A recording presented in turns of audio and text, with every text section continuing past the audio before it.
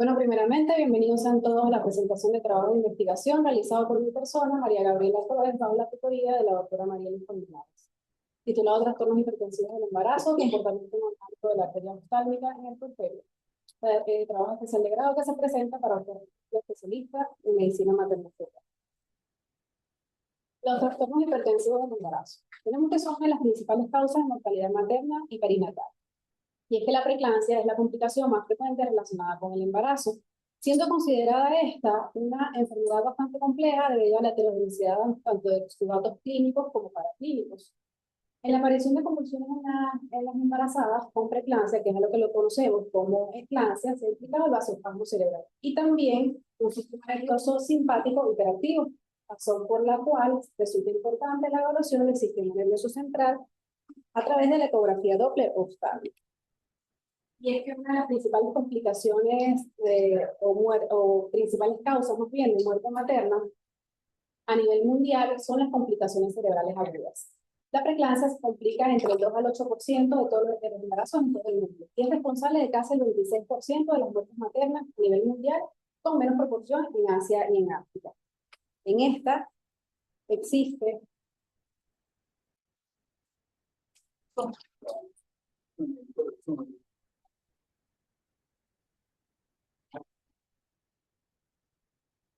y es que en esta existe inflamación excesiva y daño en totalidad a órganos maternos.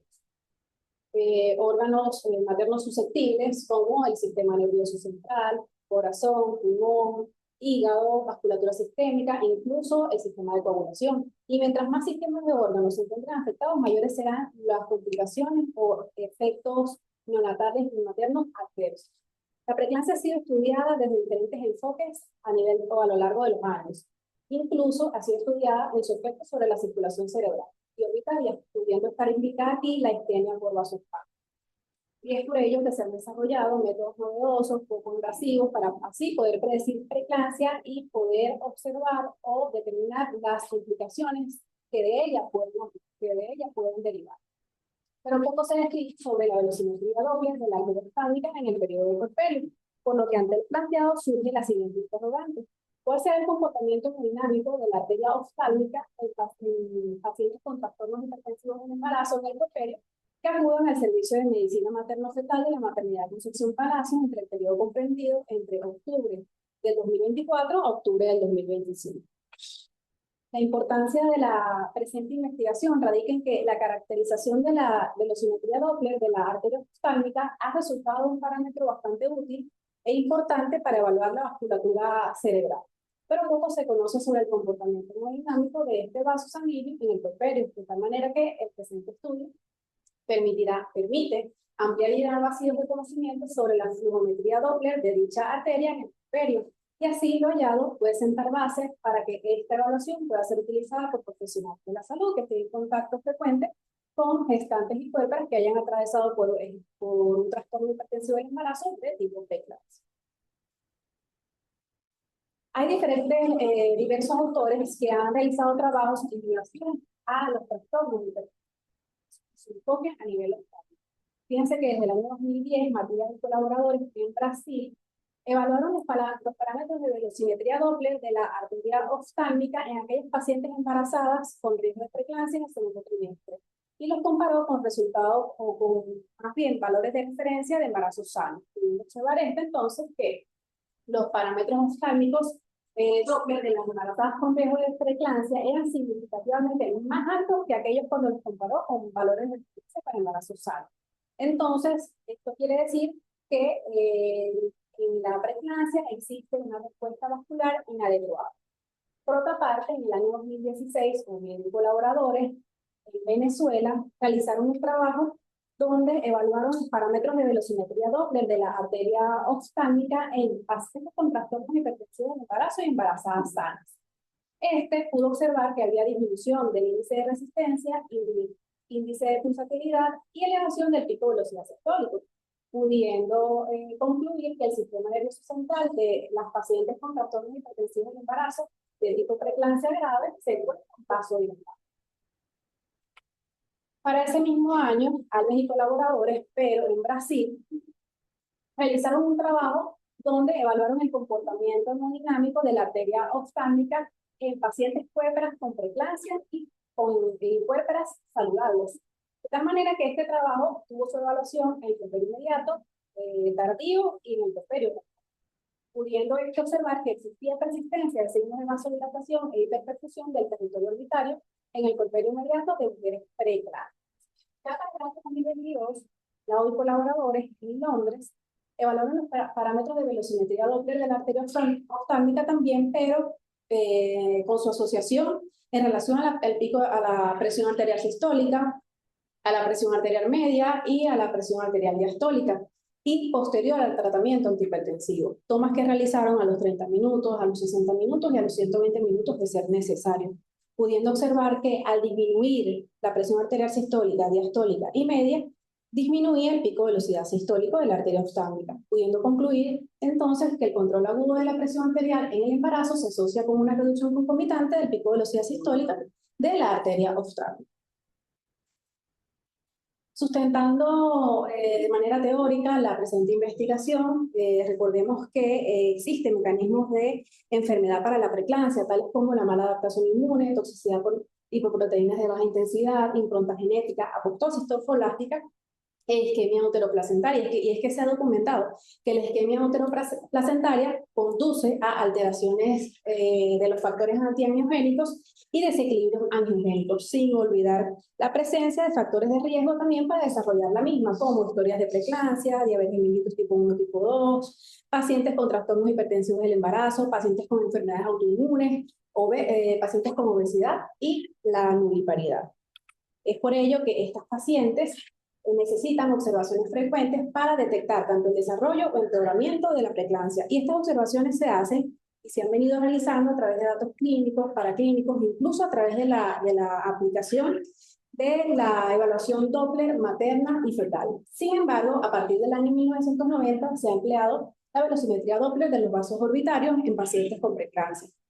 donde se pudo confirmar que en estas existen signos de vasodilatación de la arteria oftálmica y la arteria central de la retina. Y es que estas son arterias que tienen similitudes biológicas, anatómicas y funcionales con las arteriolas del sistema nervioso central, siendo la arteria oftálmica rama directa de la carótida interna. Y es la carótida interna la que se encarga de la mayor parte de la irrigación del sistema nervioso central. Por ende, la velocimetría Doppler de la arteria oftálmica ha resultado una modalidad de examen materno no invasivo y útil para evaluar así el comportamiento hemodinámico de las arterias centrales intracraneales. A nivel imagenológico, a través de la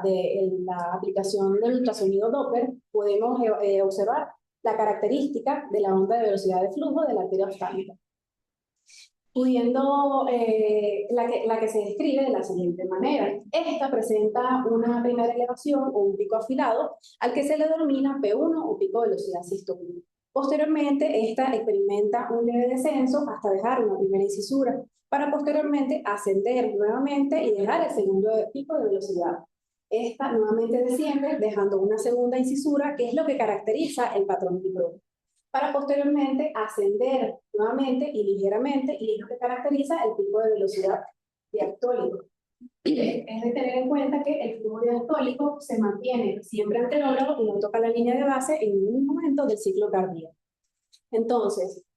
se manejan como puntos de corte o de referencia para la distinción normal o anormal, que van desde lo siguiente: un índice de resistencia de 0,75 más o menos 0,06. Un índice de pulsatilidad de 1,68, pico de velocidad sistólico de 34,69 centímetros sobre segundo, pico de velocidad diastólico 8,63 centímetros sobre segundo y un PR de 0,52. Cualquier alteración o anormalidad indica que estamos ante la presencia de un territorio de vasodilatación, como lo vemos en la presente imagen, donde podemos observar elevación tanto del pico de velocidad sistólico, del pico de velocidad diastólico, disminución del índice de resistencia, disminución del índice de pulsatividad y elevación del parámetro compuesto que sería el PR. Es por ello que entonces el objetivo general de la presente investigación fue determinar el comportamiento hemodinámico de la arteria oftálmica en pacientes preeclámpticas en el puerperio que acuden al servicio de medicina materno-fetal entre el periodo de octubre de 2024 a octubre de 2025. Y como objetivos específicos tenemos describir mediante el ultrasonido Doppler la morfología y velocidad de flujo de la arteria oftálmica en gestantes con preeclampsia. Comparar la morfología y velocimetría Doppler de la arteria oftálmica durante los hallazgos en el embarazo y distinguirlos de los hallazgos obtenidos durante el puerperio. Y analizar las modificaciones de la morfología y velocimetría Doppler de la arteria oftálmica según las características clínicas de las pacientes. Este corresponde a un estudio observacional de tipo prospectivo, descriptivo y longitudinal, cuya población fueron aquellas pacientes que ingresaron al servicio de medicina materno-fetal entre el periodo comprendido desde octubre de 2024 a octubre de 2025, obteniendo una muestra no probabilística de 51 pacientes, elegidas según los criterios de inclusión: gestantes con embarazo mayor a 20 semanas de gestación, diagnóstico de trastornos hipertensivos del embarazo, preeclampsia con criterios de gravedad, y aquellas pacientes con alteraciones de la velocimetría Doppler de la arteria oftálmica documentada durante el embarazo, excluyendo aquellas pacientes que presentaban patologías oculares como el glaucoma o aquellas que tenían tratamiento quirúrgico por catarata. También aquellas pacientes con embarazos múltiples, enfermedad trofoblástica gestacional, comorbilidades como la diabetes mellitus con vasculopatías, aquellas con hipertiroidismo, hipotiroidismo o cualquier otra enfermedad autoinmune. También fueron excluidas las pacientes fumadoras. Previa aprobación del Comité de Bioética, respetando los principios de la bioética, autonomía, no maleficencia y justicia, se seleccionaron a las pacientes según los criterios establecidos. Se explicó de manera detallada, estas firmaron consentimiento informado de manera voluntaria y fueron evaluadas en cuatro momentos: a su ingreso, a las 24 horas del puerperio, a los 7 días y a los 40 días, cuyo procedimiento se realizó de la siguiente manera.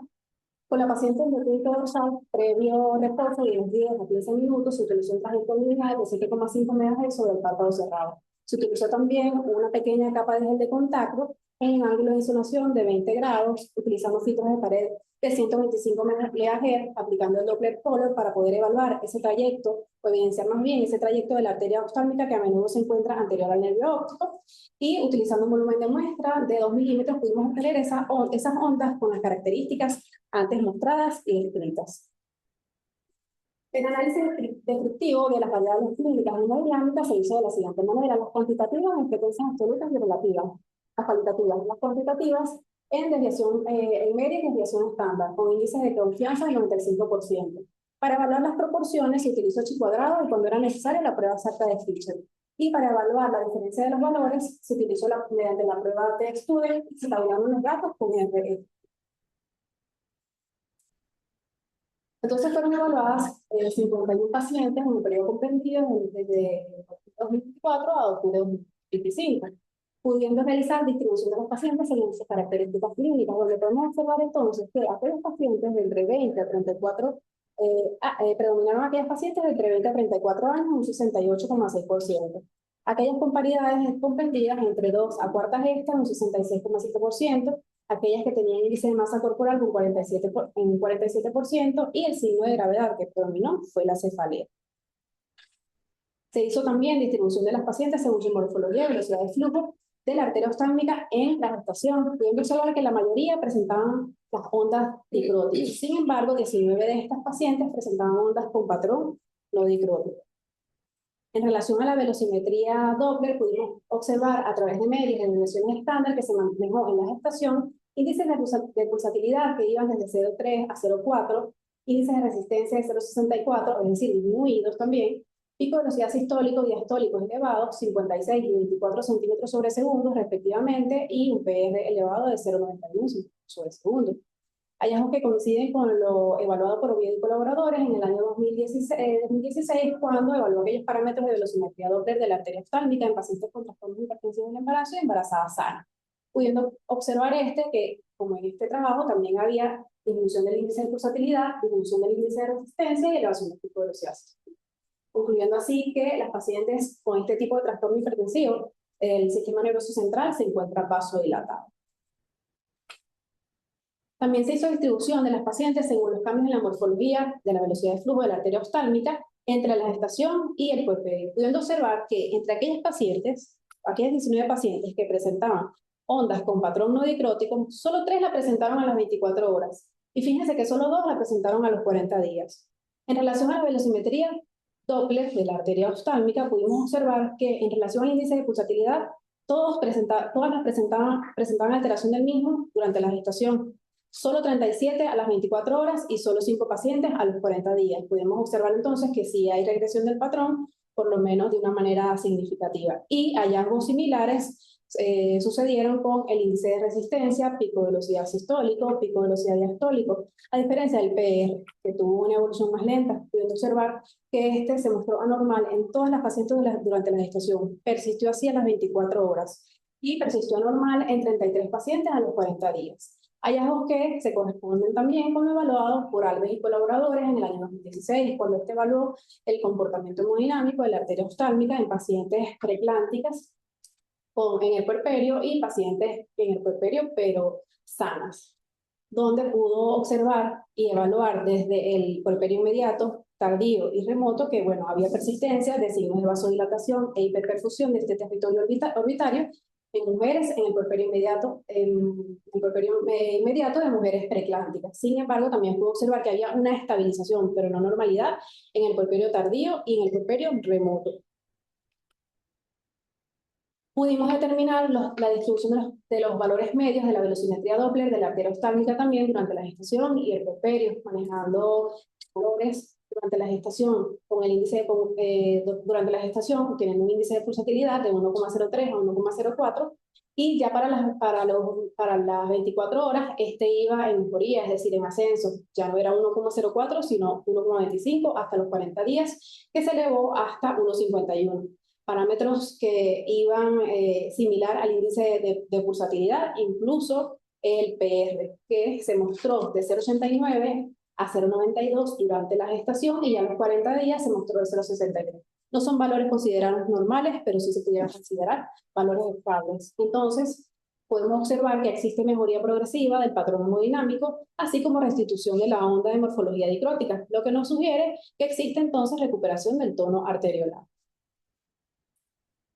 En el análisis de las características clínicas, pudimos observar que aquellas pacientes que tenían edades comprendidas entre 20 a 34 años, aquellas segunda gesta, cuarta gesta, aquellas que tenían índice de masa corporal